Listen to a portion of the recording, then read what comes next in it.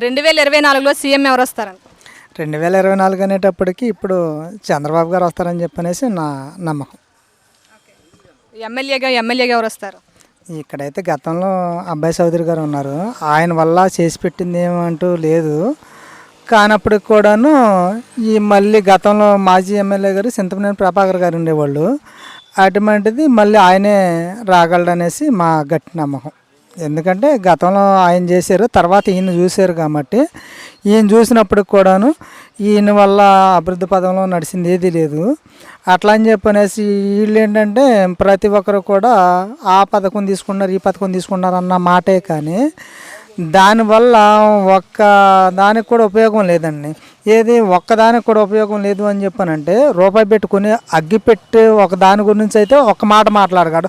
ఆలోచించుకొని మాట్లాడేదానికేను ఆలోచించుకోకుండా మాట్లాడేదానికి ఏ విషయంలోనైనా కానీ ఆలోచించుకొని మాట్లాడితే సమాధానం చెప్పగలం. ఒక అగ్గిపెట్టి తప్పించి వాటర్ ప్యాకెట్ కాడ నుంచి ఇక్కడ వాటర్ తయారవ్వట్లేదు అంటారా? భూమిలో వాటర్ లేక అంటారా? వాటర్ తయారవ్వకపోతే వాటర్ ప్యాకెట్ 3 రూపాయలు పెట్టుకోవాల్సినంత అవసరం ఏముంది?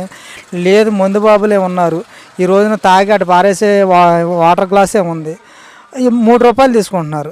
అటువంటిప్పుడు గతానికి ఇప్పటికి ఒక 100 రూపాయలు తీసుకెళ్తే కష్టపడే ప్రతి ఒక్కరు కూడా ఆ 100 రూపాయలతో తృప్తిగా తాగేసేసి వాటర్ ప్యాకెట్లు కానీ వాళ్ళు తినే వస్తువులు కాబట్టి వాటితో సరిపెట్టుకుని 100 రూపాయలతో సరిపెట్టుకుని వచ్చారు. ఇవాళ కూలి పనులు పెరిగినాయి అన్న మాటే కానీ కూలి పనులు పెరిగిన దాని ప్రకారం కూడా దాని ఖర్చు కూడా అదే విధంగా ఉందండి. చంద్రబాబు నాయుడు గారి మీద మీ అభిప్రాయం ఏంటి? చంద్రబాబు నాయుడు గారు అంటే ఏదైనా వయసును బట్టి అయినా కానీ ఆయనకున్న అనుభవం జగన్ గారికి లేదు. ఎందుకంటే ఈ 5 సంవత్సరాలు దగ్గర పడుతుంది కాబట్టి ఈ 5 సంవత్సరాలు అప్పుడు కూడాను ఎటువంటి ఆలోచన ప్రకారం పెద్ద ఆలోచనకు ఉన్న ఆలోచన చిన్న ఆలోచనకు ఉండదు కాబట్టి ఆయన వల్ల చదువుకునే వాళ్ళు అవ్వచ్చు, లేదంటే కనుక కష్టజీవులు అవ్వచ్చు, ఆయన వల్ల లబ్ధి పొందిన వాళ్ళు అంటూ లేరు. కాకపోతే ఏంటంటే వాళ్ళు పథకాల పేరుతో అది ఒక మేము పథకాలు ఇస్తున్నాం కదా మళ్ళీ మేమే సీఎం అనే మాట అపోహలో ఉన్నారే తప్ప ఇక్కడ ఉన్న స్థానిక ఎమ్మెల్యే గారు ఉన్నాడు, ఆయన వల్ల కూడా ఇక్కడ అభివృద్ధి చేసిందే లేదు. వాళ్ళు చెప్పుకుంటాకి ఏంటంటే ఒక సీఎం గారు ఇచ్చిన పథకాల విషయంలోనే చెప్తున్నారే తప్ప అటని చెప్పనేసి మాకు చేసి పెట్టింది ఏది లేదండి. ఒక పాడి పశువు విషయంలో ఉందనుకోండి, ఆ గీత చనిపోయింది అనుకోండి, ఆ గీత చనిపోయినప్పుడు గతంలో ఒక 30,000 రూపాయలు ఇస్తే ఆ గవర్నమెంట్ నిమిత్తంగా ఆ 30,000 రూపాయలకి ఇంకెంతన్నా వేసి మేము గీతను కొనుక్కొని మళ్ళీ వేరే పాడి రన్నింగ్ చేసుకుంటే కీలు పడేది. అటువంటిది ఆ పాడి అనేది లేకుండా ఆ గీత చనిపోతే కనుక ఆ పాడికి ఆ గీత విషయంలో కూడా ₹1 ఇచ్చిన ఏది మామూలుగా పేర్లు రాసుకుంటాకే పరిమితమైందే తప్ప ₹1 కూడా ఇచ్చిన విధానం లేదండి.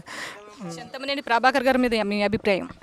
ఆయన అంటే గతంలో ఉన్నప్పుడు కూడా ఏదైనా నష్టపోయినటువంటి పాడి రైతుకి ఆయన పరంగా ఏదైనా సాధ్యమైనంత వరకు చేసి పెట్టేవారు. లేని పక్షంలో ఆ సాధ్యమైన అవన పక్షంలో ఆయన ఉన్న గేదెల్లోనే ఏదన్నా ఒక గేదెనిచ్చి తీసుకెళ్ళి మేపుకోరా బాబు నువ్వు నష్టపోయావని చెప్పనేసి ఆయన అటువంటి సహాయం చేసేటువంటి వ్యక్తి ఆయన.